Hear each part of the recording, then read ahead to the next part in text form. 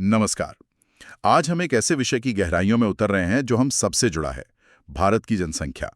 सोचिए, हाल ही में भारत दुनिया का सबसे ज्यादा आबादी वाला देश बन गया है। ये सिर्फ एक रैंकिंग का बदलाव नहीं, ये हमारी कहानी का अ, एक नया अध्याय है। बिल्कुल। हमारे पास कुछ सवाल और उनके जवाब हैं जो भारत की जनगणना और आबादी के ताने बाने को समझने में हमारी मदद करेंगे। ये आंकड़े महज नंबर नहीं हैं, ये हमारे समाज, हमारी ज़रूरतों और हमारे भविष्य की तस्वीर खींचते हैं। तो आज हम इन आंकड़ों की कहानी को समझने की कोशिश करेंगे। सही कहा। हमारा मकसद सिर्फ गिनती बताना नहीं है, बल्कि ये समझना है कि ये विशाल संख्याएं हमें क्या बताती हैं। जनसंख्या का पैटर्न, उसमें हो रहे बदलाव, उनका हमारी ज़मीनी हकीकत पर क्या असर पड़ता है, इन सब को समझने की कोशिश करेंगे। और ये जानना भी ज़रूरी है कि ये जानकारी आती कहाँ से है और क्यों ये हर योजना, हर नीति के लिए इतनी अहम है। तो फिर देर किस बात की? चलिए शुरू करते हैं भारत की आबादी की इस दिलचस्प कहानी की पड़ताल। सबसे पहला सवाल तो यही उठता है कि हमें ये पता कैसे चलता है कि देश में कितने लोग हैं? ये जानकारी आती कहाँ से है? देखिए, भारत में जनसंख्या की सबसे विश्वसनीय और सबसे विस्तृत जानकारी हमें मिलती है भारत की जनगणना यानी सेंसस ऑफ इंडिया से। ये हर 10 साल में होने वाला एक बहुत बड़ा राष्ट्रीय अभियान है। जनगणना सुना तो है, पर ये होता क्या है असल में? क्या बस लोगों को गिना जाता है? और ये हर 10 साल में ही क्यों? हाँ, अच्छा सवाल है। देखिए, जनगणना सिर्फ गिनती नहीं है। ये एक तय समय पर देश के हर व्यक्ति की जानकारी इकट्ठा करने की प्रक्रिया है। उनकी उम्र, लिंग, कहाँ रहते हैं, क्या काम करते हैं, कितने पढ़े लिखे हैं और भी बहुत कुछ। ये एक तरह से उस खास पल में पूरे देश का एक विस्तृत, आप कह सकते हैं, एक फोटो स्नैपशॉट है। अच्छा, एक स्नैपशॉट। हाँ, और भारत में पहली व्यवस्थित जनगणना 1881 में हुई थी। 1881 में? काफी पहले। जी, और तब से लगभग हर 10वें साल इसे करने की परंपरा चली आ रही है। ये 10 साल का अंतराल मतलब बदलावों को ट्रैक करने के लिए सही माना जाता है ना, न बहुत जल्दी न बहुत देर से। हर 10 साल में पूरे देश का इतना विस्तृत फोटो, जाहिर है ये बहुत बड़ा काम होगा। अच्छा, जनगणना से जुड़ा एक और शब्द है जो अक्सर सुनाई देता है, जनसंख्या घनत्व, पॉपुलेशन डेंसिटी। इसका क्या मतलब है? जनसंख्या घनत्व, हाँ, ये एक आसान लेकिन बहुत महत्वपूर्ण पैमाना है। इसका सीधा सा मतलब है कि किसी इलाके में प्रति वर्ग किलोमीटर औसतन कितने लोग रहते हैं। इससे पता चलता है कि आबादी कितनी घनी है या कितनी फैली हुई है। तो भारत के मामले में ये घनत्व कैसा है? क्या हम बहुत घनी आबादी वाले देश हैं? 2011 के आंकड़े क्या बताते हैं? 2011 की जनगणना के हिसाब से भारत का औसत जनसंख्या घनत्व 382 व्यक्ति प्रति वर्ग किलोमीटर था। हाँ, अब ये आंकड़ा सुनने में शायद सामान्य लगे, लेकिन दुनिया के औसत से ये काफी ज्यादा है। कुछ ही देश जैसे बांग्लादेश या जापान हमसे ज्यादा घने बसे हैं। तो हाँ, भारत में जमीन पर आबादी का दबाव काफी ज्यादा है। 382 व्यक्ति प्रति वर्ग किलोमीटर। लेकिन क्या ये पूरे देश में एक जैसा है या इसमें भी बहुत उतार चढ़ाव है? नहीं नहीं, बिल्कुल नहीं। इसमें जमीन आसमान का फर्क है। ये औसत आंकड़ा असल कहानी छुपा लेता है कई बार। एक तरफ बिहार जैसे राज्य हैं जहां 2011 में घनत्व देश में सबसे ज्यादा था, यानी बहुत कम जगह में बहुत ज्यादा लोग। बिहार में सबसे ज्यादा? हाँ, और दूसरी तरफ अरुणाचल प्रदेश है जहां घनत्व सबसे कम था, मतलब लोग बहुत फैले हुए दूर दूर रहते हैं। इतना ज्यादा फर्क? बिहार इतना घना और अरुणाचल इतना खुला खुला क्यों? क्या ये सिर्फ पहाड़ों और मैदानों का खेल है? मोटे तौर पर भौगोलिक और जलवायु संबंधी कारण तो हैं ही, जाहिर सी बात है। जहां जमीन समतल है, मिट्टी उपजाऊ है, पानी आसानी से मिलता है, जैसे उत्तरी मैदान, केरला, वहां खेती करना, रहना आसान है, तो वहां ज्यादा लोग बसते हैं। लेकिन ये सिर्फ जमीन की बात नहीं है। सोचिए, इस घनत्व का सीधा असर संसाधनों के बंटवारे, राजनीतिक प्रतिनिधित्व और यहाँ तक कि स्वास्थ्य सेवाओं की पहुंच पर भी पड़ता है।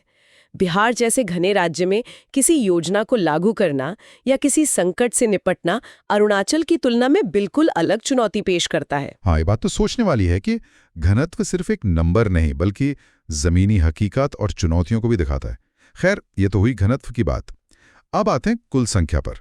2011 में भारत की आबादी का आंकड़ा कहां तक पहुंचा था? मार्च 2011 में भारत की आबादी थी 1210.6 मिलियन, यानी लगभग 121 करोड़। 121 करोड़। ये संख्या इतनी बड़ी है कि कल्पना करना भी मुश्किल है।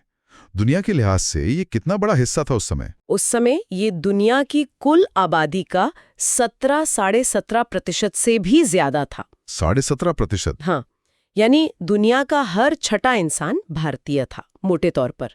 और जैसा हमने शुरू में कहा, ये आंकड़ा अब और बढ़ चुका है। 2023 में हम चीन से आगे निकल गए।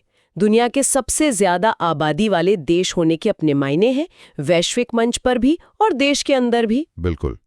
क्या ये विशाल आबादी पूरे देश में समान रूप से फैली है या कुछ राज्यों में ज्यादा बोझ है? नहीं, वितरण काफी असमान है, बहुत ज्यादा। 2011 के आंकड़ों को देखें तो उत्तर प्रदेश सबसे ज्यादा आबादी वाला राज्य था। उत्तर प्रदेश? हाँ, और दिलचस्प बात यह है कि भारत की लगभग आधी आबादी सिर्फ मुट्ठी भर राज्यों में रहती थी। उत्तर प्रदेश, महाराष्ट्र, बिहार, पश्चिम बंगाल और तत्कालीन आंध्र प्रदेश, सिर्फ इन 5 राज्यों में। सिर्फ 5 राज्यों में आधी आबादी? जी हाँ, सोचिए, सिर्फ इन कुछ राज्यों में देश के आधे लोग।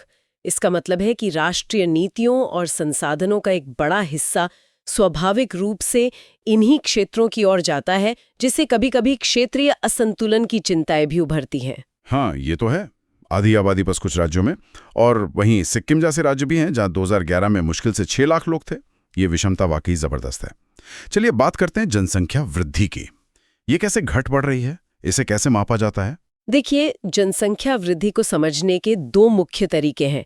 एक है वार्षिक वृद्धि दर, यानी एनुअल ग्रोथ रेट। इसका मतलब है कि एक साल में आधार जनसंख्या के प्रति 100 लोगों पर कितने लोग बढ़े। अच्छा, प्रति 100 पर? हाँ, और दूसरा है कुल वृद्धि या एब्सोल्यूट इंक्रीज, मतलब एक निश्चित अवधि, जैसे 10 साल में आबादी में कुल कितने लोग जुड़े। इसे पिछली जनगणना की आबादी को नई जनगणना की आबादी से घटाकर पता करते हैं। ठीक है, तो भारत में इस वृद्धि की कहानी क्या रही है? क्या हमेशा से आबादी तेजी से बढ़ी है? अगर हम आजादी के बाद देखें तो 1951 में हमारी आबादी करीब 361 मिलियन, यानी लगभग 36 करोड़ थी। 36 करोड़? हाँ, फिर 1951 से 1981 का जो दौर था वो ऐसा था जब जनसंख्या वृद्धि की वार्षिक दर लगातार तेज होती गई। तेज होती गई, क्यों? इसकी बड़ी वजह ये थी कि स्वास्थ्य सेवाओं में सुधार से मृत्यु दर तो तेजी से गिरी, लोग ज्यादा जीने लगे, लेकिन जन्म दर ऊंची बनी रही। अच्छा, तो कम मौतें और ज्यादा जन्म, नतीजा आबादी में तेज उछाल। तो ये एक तरह से जनसंख्या विस्फोट का दौर था, कह सकते हैं। हाँ, कुछ हद तक। लेकिन 1981 के बाद क्या हुआ? क्या ये सिलसिला जारी रहा? हाँ, वही मैं पूछने वाला था। 1981 के बाद? नहीं, 1981 के बाद कहानी में एक नया मोड़ आया।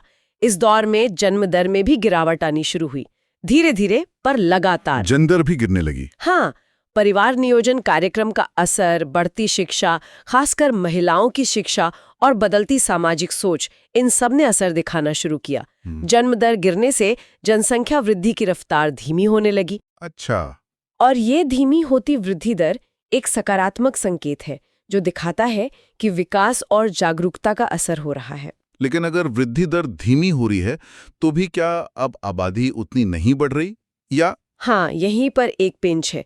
देखिए, भारत की आबादी इतनी ज्यादा है, आधार इतना बड़ा है कि अगर वृद्धि दर थोड़ी कम भी हो जाए तब भी हर साल जुड़ने वाले लोगों की कुल संख्या बहुत बड़ी होती है। मतलब? मान लीजिए 140 करोड़ की आबादी पर 1% की वृद्धि दर भी सालाना 1.4 करोड़ नए लोग जोड़ देती है। ओह, 1 करोड़ 40 लाख हर साल, सिर्फ 1% से भी? बिल्कुल। तो प्रतिशत भले ही कम हो रहा हो, कुल बढ़ोतरी अभी भी बहुत ज्यादा है। यही हमारी विशाल आबादी की चुनौती और अवसर दोनों हैं। ये दिलचस्प है कि दर कम होने पर भी संख्या बढ़ी रहती है। अच्छा, आबादी सिर्फ बढ़ती ही नहीं, समय के साथ इसका रूप रंग, इसकी संरचना भी बदलती हैं। कौन सी मुख्य ताकतें हैं जो जनसंख्या की संख्या, उसके फैलाव और उसकी बनावट को बदलती हैं? मुख्य रूप से 3 प्रक्रियाएं हैं: जन्म, मृत्यु और प्रवास, यानी माइग्रेशन, लोगों का एक जगह से दूसरी जगह जाना। जन्म, मृत्यु और प्रवास? हाँ, जन्म और मृत्यु दर के बीच का जो अंतर होता है उसे प्राकृतिक वृद्धि कहते हैं, नेचुरल इंक्रीज। जन्म दर यानी एक साल में प्रति 1000 लोगों पर कितने जीवित बच्चे पैदा हुए, और मृत्यु दर यानी प्रति 1000 लोगों पर कितनी मौतें हुईं। हमने पहले बात की कि भारत में मृत्यु दर का तेजी से गिरना जनसंख्या वृद्धि का एक बड़ा कारण रहा है। हाँ हाँ। और ये तीसरी ताकत प्रवास यानी माइग्रेशन, हाँ। इसका क्या असर होता है? प्रवास का मतलब है लोगों का एक जगह छोड़कर दूसरी जगह बसना। जब लोग देश के अंदर ही एक जगह से दूसरी जगह जाते हैं, जैसे गांव से शहर, तो इसे आंतरिक प्रवास यानी इंटरनल माइग्रेशन कहते हैं। गांव से शहर? हाँ, यह एक राज्य से दूसरा राज्य। इससे देश की कुल आबादी तो नहीं बदलती, लेकिन ये तय करता है कि लोग कहाँ रहेंगे। इससे शहरों की आबादी बढ़ती है तो शायद कुछ गांवों की कम होती है। ये दोनों ही जगहों की जनसंख्या संरचना को, मतलब वहां के लोगों के प्रोफाइल को बदल देता है। लोग क्यों करते हैं प्रवास? खासकर गांव छोड़कर शहर क्यों आते हैं? क्या कोई खास वजह है? इसके पीछे अक्सर दो तरह के कारक काम करते हैं: धकेलने वाले पुश फैक्टर्स और खींचने वाले pull factors. Push and pull. हाँ, मान लीजिए गांव में गरीबी है, बेरोजगारी है, खेती से गुजारा मुश्किल हो रहा है, या शायद बाढ़ या सूखे जैसी समस्या है। ये सब पुश फैक्टर हैं जो लोगों को वहां से बाहर जाने को मजबूर करते हैं। दूसरी तरफ शहर में नौकरी के बेहतर मौके दिखते हैं, अच्छी पढ़ाई और स्वास्थ्य सुविधाएं मिलने की उम्मीद होती है, जीवन थोड़ा बेहतर लगता है। ये पुल फैक्टर हैं जो लोगों को अपनी ओर खींचते हैं। ये लाखों लोगों की निजी कहानियों का, उनके फैसलों का सामूहिक नतीजा है। तो इस आने जाने से भारत कितना शहरी बन गया है? शहरीकरण कितना हुआ है? 2011 के आंकड़ों के हिसाब से करीब 31.8% आबादी शहरों में रहती थी। लगभग 1/3। हाँ, और ये अनुपात लगातार बढ़ रहा है। मिलियन प्लस शहर यानी 10 लाख से ज्यादा आबादी वाले शहर। अच्छा, मिलियन प्लस सिटीज। जी, वो 2001 में 35 थे, जो 2011 में बढ़कर 53 हो गए। 35 से 53, 10 साल में। हाँ, ये बढ़ते शहर विकास के इंजन भी हैं और साथ ही नई चुनौतियां भी पेश करते हैं, जैसे भीड़-भाड़, प्रदूषण, संसाधनों पर दबाव। और हाँ, जब लोग देश छोड़कर दूसरे देश जाते हैं तो उसे बाह्य प्रवास कहते हैं। उसका असर भी जनसंख्या पर पड़ता है, हालांकि आंतरिक प्रवास का असर वितरण पर ज्यादा दिखता है। समझ गया। अब जनसंख्या की बनावट की बात करें तो उम्र के लिहाज से हमारी आबादी कैसी है? Age structure. ये एक बहुत अहम पहलू है। भारत को अक्सर एक युवा देश कहा जाता है और ये सही भी है। यहाँ किशोरों की आबादी आमतौर पर 10 से 19 साल, कुल आबादी का लगभग 5वां हिस्सा है। 5वां हिस्सा किशोर। हाँ, ये बहुत बड़ी युवा ऊर्जा है। डेमोग्राफिक डिविडेंड की बात इसी से जुड़ती है। लेकिन इनकी